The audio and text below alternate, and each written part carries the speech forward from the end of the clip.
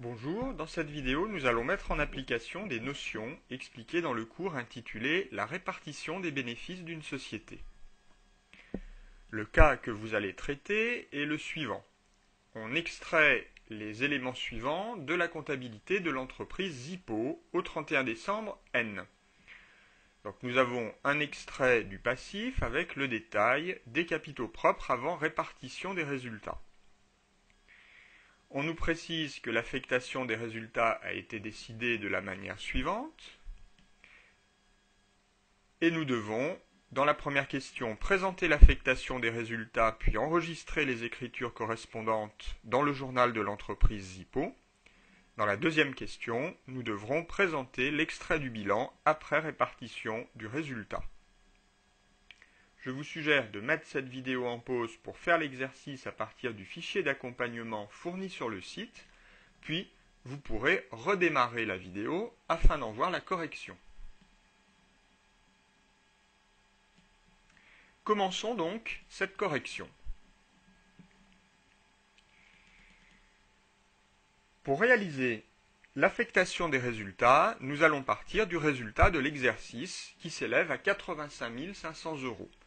Le report à nouveau débiteur étant nul, la base de calcul pour la réserve légale s'élève à 85 500 €. L'affectation à la réserve légale se fait selon les dispositions législatives. Par conséquent, le montant que nous pouvons affecter s'élève à 5% de la base calculée précédemment, c'est-à-dire 4 275 €, mais limité à 10% du capital social. Notre capital étant de 400 000 €, le montant maximum est donc de 40 000 €. Comme la réserve légale est déjà à 37 000, nous n'affecterons que 3 000 € à cette réserve légale. Nous rajoutons le report à nouveau créditeur et nous obtenons un bénéfice distribuable de 49 500 €. Nous pouvons ensuite calculer l'intérêt statutaire qui s'élève à 5% du capital, c'est-à-dire 20 000 €. La réserve statutaire sera de 20% de la somme restante après soustraction de l'intérêt statutaire. Donc notre bénéfice distribuable moins l'intérêt statutaire nous donne 69 500 €. Et donc la réserve statutaire est égale à 20% de ce montant, c'est-à-dire 15 900 €. Nous pouvons ensuite calculer le superdividende. On nous précise que le dividende par action sera arrondi à l'euro inférieur. Alors, les sommes restantes à distribuer s'élèvent au bénéfice distribuable 89 500 moins les 20 000 € d'intérêt statutaire moins les 15 900 de réserve statutaire. Donc, il nous reste 53 600 € à distribuer encore. Par conséquent, le dividende total distribué s'élèvera à 20 000, intérêt statutaire, plus ces 53 600.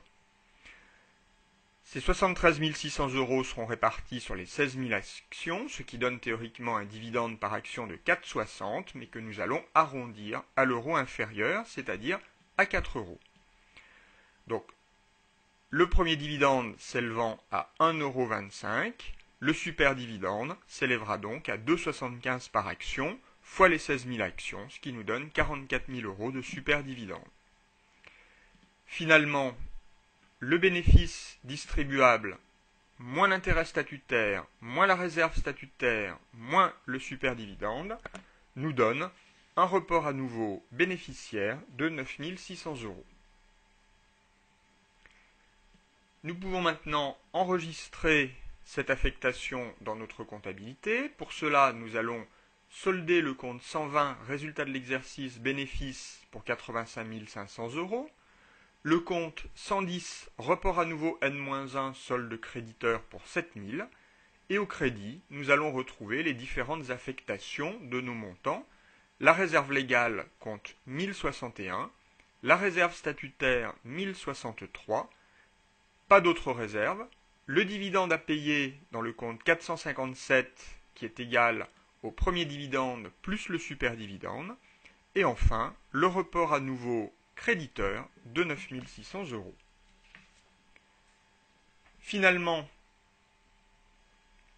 le bilan après répartition aura l'allure suivante. Le capital n'aura pas changé. La réserve légale aura augmenté de 3 000 euros. Les réserves statutaires auront augmenté de 15 900 euros. Les autres réserves n'auront pas bougé. Le report à nouveau créditeur passera à 9 600 et le résultat de l'exercice aura disparu puisqu'il aura été affecté aux différents postes. Enfin, dans les dettes, apparaît un dividende de 64 000 euros qui doit être distribué aux associés.